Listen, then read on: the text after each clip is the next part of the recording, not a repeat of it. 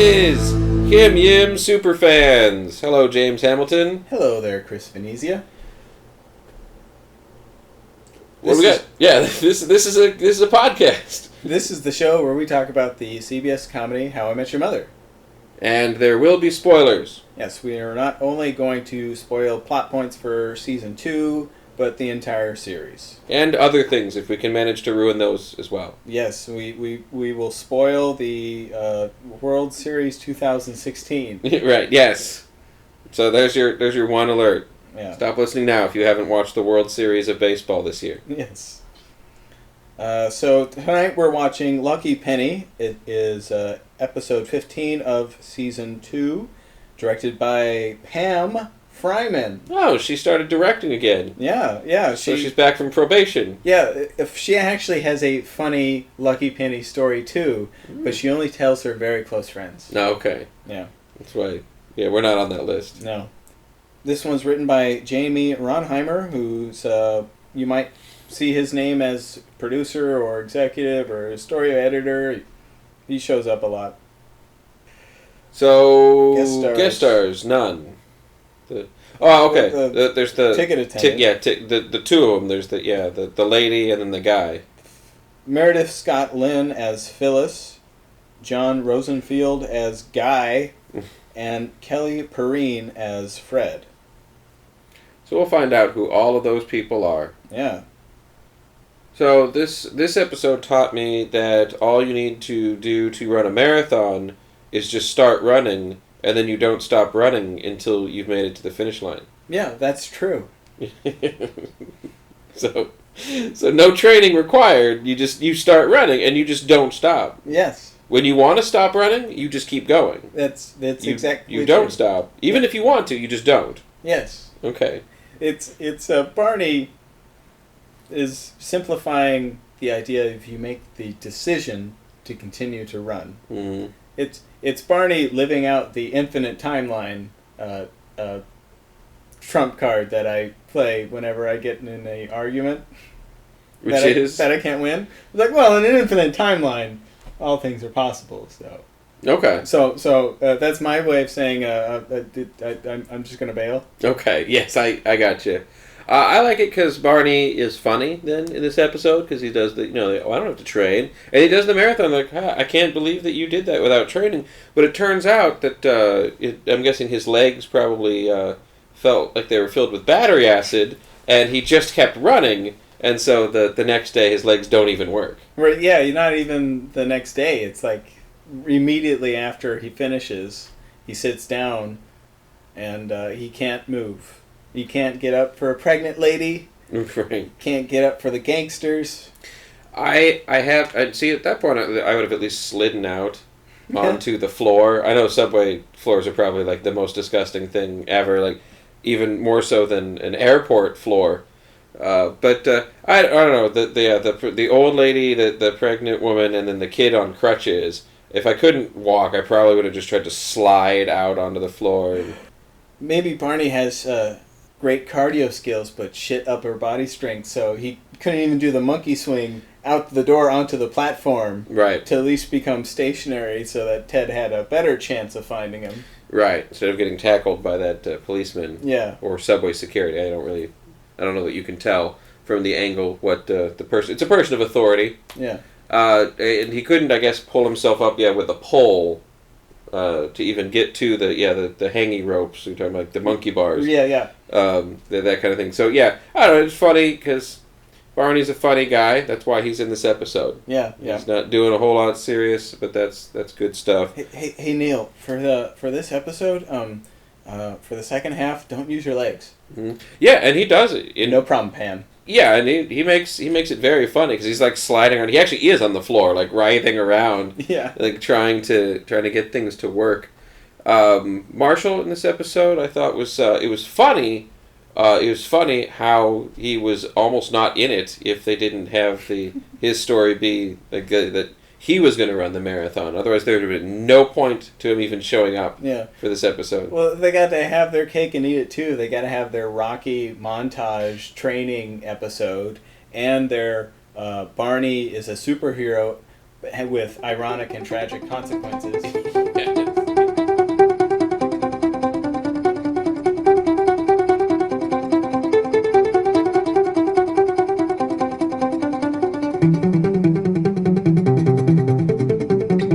Yeah, we'll queue up the episode here. You don't need to play it along with us unless you want to. I'm just gonna watch this and talk about it a little bit.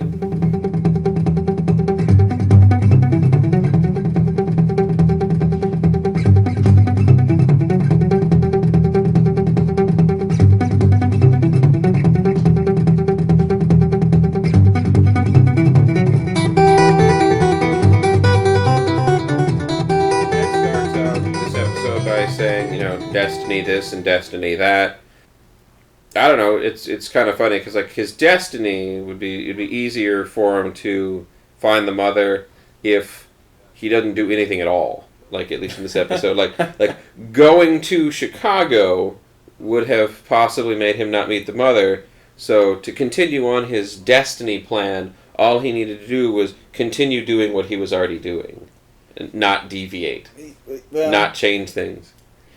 Get another bowl of Captain Crunch. Right.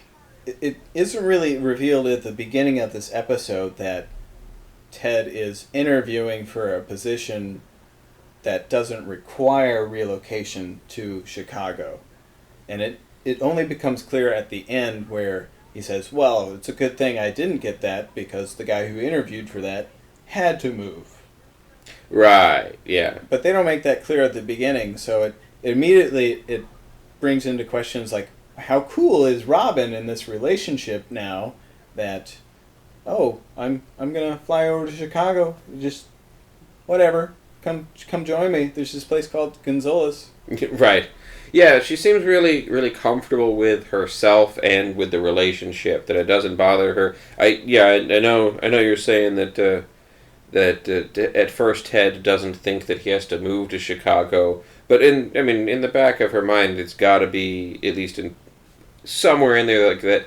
Well, yeah, but if this interview is in Chicago, there's at least a possibility, or it could lead to in a couple years possibly needing to be in Chicago. And what will that mean for the relationship? They're not up in their own heads about it. Right. They're very in the now. Yeah. This occurred to me. Well, we were off mic, but the series seems to set up that the idea is the entire series, every episode, is one long story that starts with the pilot with kids sit down on the couch. I want to tell you about How I Met Your Mother, and then, or do only a few episodes fit into that conversation, and all these other episodes that don't deal with Ted and Robin specifically are just other stories that Ted told his kids while they were growing up, because Ted's a storyteller. That, he loves telling stories, so these are the stories that he told his kids, maybe reinterpreted for an audience. Yeah. For adults. Yeah, I mean, this is a story that is not required in the how he gets there. It's just another piece of the puzzle. Like this one doesn't be like, without this thing, like without finding that penny, I would have definitely never, met your mother. It's like, no, this is just another, story. Yeah. It could be easily retold as a children's tale. Imagine Ted telling this to a 5-year-old to go to sleep. Well, how about the time I found a lucky penny? Yes, and yeah. It was just something so off the cuff he might say while he's putting his child to bed, is remembering a simpler time when he didn't have kids. When I found a lucky penny and it became an adventure. Yeah, that is true. And we were earlier today watching the series finale because of something that happens in this episode that we'll touch on later. And they do in the series finale. All of them talk about how tired they are because of their kids. Yeah. I do think it's funny that if Ted did tell his kids about the time he found the penny, I'm curious if Penny would ask, "Is that how I got my name? Did you name me after a subway coin?" Lucky Penny is the story that Ted tells the first time Penny says, "Why did you name me Penny?" Mm-hmm. I think we both have the same voice for Penny. Yeah, of course. I like you, bus lady. Also in the finale. Right. Touch on. So Barney is running the marathon, and all he does is just not stop. Yeah, he's like, oh, that's what I was gonna say. I have experienced something that was kind of like that, like a few times when I've worked out, where like it wasn't right away though. It was like 2 days later. Like first day I'm fine, second day I'm fine, and then boom. Super sore muscles. Yeah. Can't walk. What happened? What happened to yesterday? Yeah. Why wasn't I sore then? I don't know, just weird. I wonder if anybody else has experienced that. Yeah. That occurs when you overdo it, or when you do it after not doing it for a while, and you don't have your post-workout shake with your BCAAs. Right. So Barney's never been on the subway, or so he says. Yeah. Because he's above that. But he's a native New Yorker who doesn't know how to drive. Taxis only, or lie? Barney's full of shit. Okay, that's my guess. But he almost seems like the kind of thing where, like, if it was true, let's just entertain it for a moment. That like when he was in college and post college, when he was a hippie, like he might have walked everywhere. Although I'm sure that he could have made an argument that public transit is better for the environment than everyone driving, but I guess the best thing for the environment would be for everyone to walk, and so maybe he did that, and then right after that he got his job making crazy stupid money, and then only took taxis everywhere and never walked, and didn't use the subway still. Now I think he's still lying, but that's. Try to wrap my mind around how that could be possible. So you got a nice green screen thing there where you can see some industry things in the background that you can see out the back of the subway. Yes, to show you he's really going for a ride, that not only is he underground, now he's above ground, and that looks like a bridge of some sort, so he's going for a ride. Yep, it's all very legit. Carrying through the moral of the story, the bedtime story analogy is, here's why you don't over-promise something you might be able to deliver, but you'll have horrible, ironic consequences, like do something impolite, like not give up your seat on the subway. It's really Seinfeldian. That's like a kind of thing that would have happened on Seinfeld. It's like George, does over-promises something, and it turns out that then, like, he can't give up his seat on the subway to somebody. That could have been literally an episode of Seinfeld. Right. Yeah, that does have a very New York vibe to it. Yeah. And it makes a nice visual contrast to the rest of the episode, which is just this at the airport for the most of it. And a lot of two shots here, that just the two of them, and 3 shots with them arguing with the ticket attendant. Right. And a bunch of airport stock footage. Yep. Of like the outside of the airport. Yep. Like planes and radar towers and whatnots. Terminals. Fins. And that was just there for a joke. Stupid dumb carts. I don't know that I've seen smart carts. Are those for your luggage? Yeah. Is it before all luggage had wheels? Built in? Yeah. Okay. Yeah. For the international airport, for the people traveling from the time that land forgot. Yeah.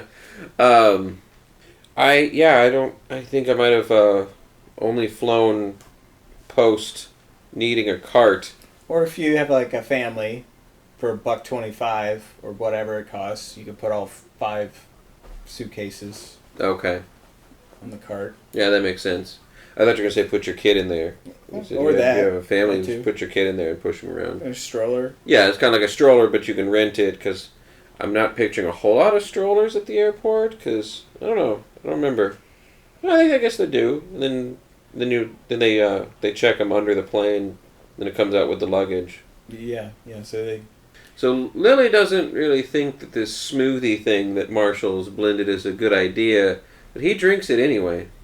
Yeah, so my commentary here when he goes to kiss her, she's like, ugh.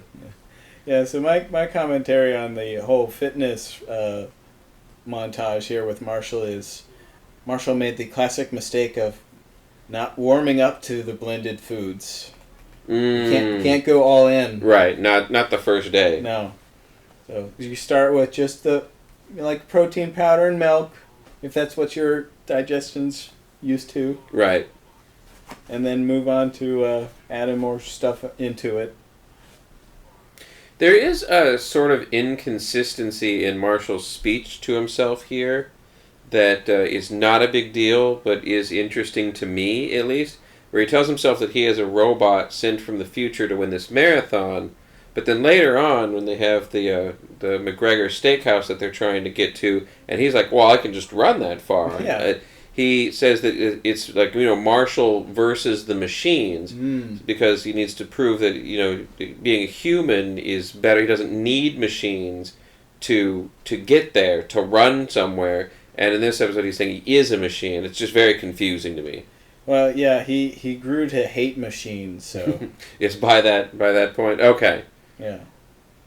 There's some growth, some growth for his character between now and then. Maybe he blamed his machines for his failure here to run the marathon.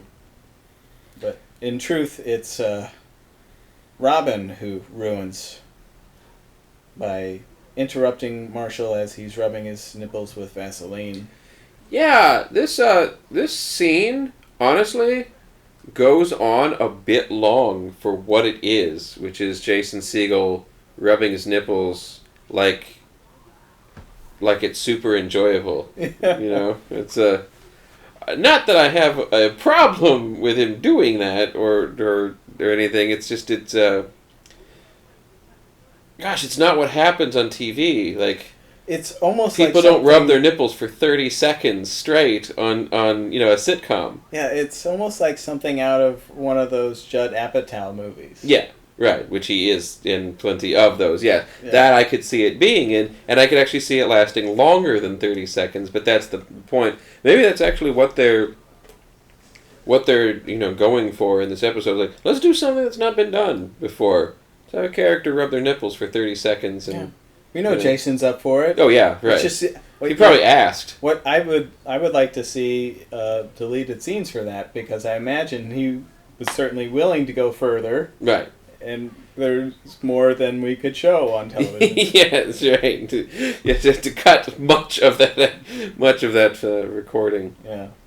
So here's a little plot thread / continuity thing: is the dress that Lily is excited about seems to be something that she's going to buy post returning from San Francisco. Yeah, she apparently doesn't have that dress anymore. That she sat down in the cake and tore the dress. Yes. So she bought it. Yeah. And had it fixed and decaked. Yes. And all that and had a dress and does not, somewhere between then and now, doesn't have it anymore. Yeah. Or she just wants another one, and... Well, I just refuse to believe that that's what it is. That sounds insane, but so is their plan here to camp outside the big sale next to this car that's going off.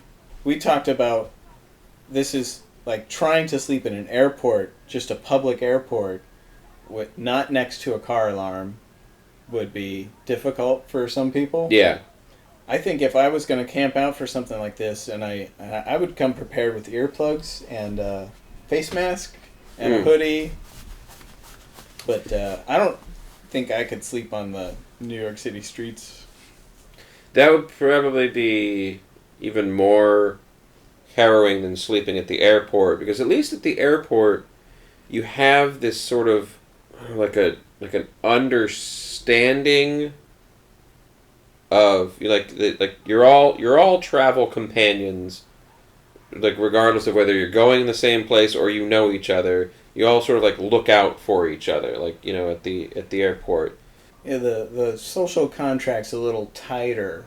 Yeah, it's because of the communal alienation that travelers feel. Yeah, so it's like no one's going to mess with me at the airport, and if somebody did, there's 100 people around, or like, hey, stop that guy. Yeah. One person's gonna do it. Yeah. One person's going to stop that guy. Yeah. So, like, you have that sort of, I don't know, group protection mentality thing going on. But on the streets of New York, I think you don't get that. Oh. Like, hey, stop that guy. And everyone's like, no. No, definitely not. And definitely not, like, I wouldn't say that even at, like, a bus station or not at the subway, certainly. Oh, gosh. I mean, yeah. Bus station, I would expect to be robbed. Yeah. So, also a good episode if you want to see some Josh Radnor panic work. Yeah. It does. I believe that he is upset about missing 2 flights. Yeah, and How I Met Your Mother fashion, they got to get the story out quickly, so they have Ted say, would it help if I get on and give an impassionate speech? Because I don't have time to give one. Yes. But my character would. Yes. Yeah. I have one. It's banked. Right, yeah. And in fact, for the kids get all the deleted scenes. Yeah, you know he tells them what it was going to be. Yeah.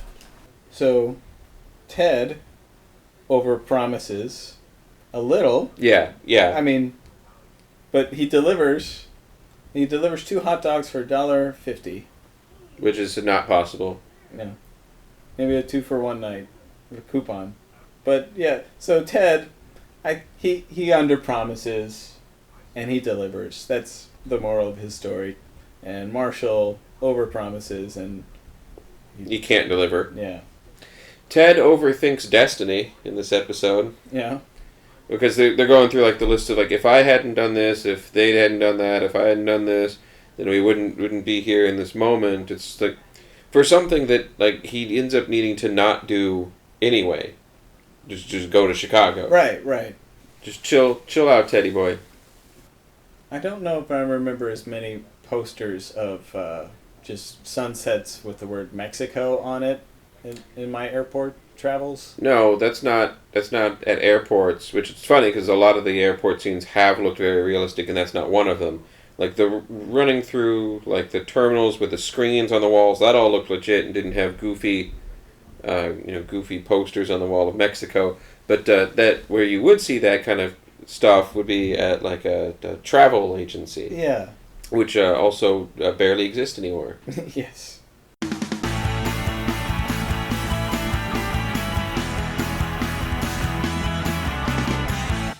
Nicely cut together episode.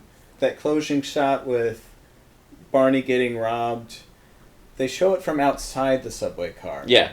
So that's kind of different on television too, to have the screen suddenly so much with so much darkness. Yeah. At 7:30, at night. Yeah, and you can't see everything that's going on in the scene. You can't hear anything that's going on in the scene, and that is that's different. Yeah. So a nice different episode, and informs just Ted's storytelling nature. Really doesn't really carry their relationship or destiny forward because it ends up Chicago irrelevant to me meeting the mother. Right. So. And he does focus on destiny a lot in this episode, which he hasn't done very much of in this season because he's with Robin. Yeah. And much of season 1 was concerned about his destiny, about meeting the future mother of his kids, or being in a relationship, I guess, in general, and mostly with Robin in specific, and he's dating her now, so he's not just worried about his destiny, but he's freaking out about it in this episode, and that's good, because it's, we need more Ted being Ted. So, coming up, we got a couple of episodes that really do escalate the relationship. Stuff will be visiting next. Yep. That's the one with the dogs and the morphing furniture and other objects. Yes. They got the morphing feature on the show and just decided they're going to use it for everything. Fuck yeah.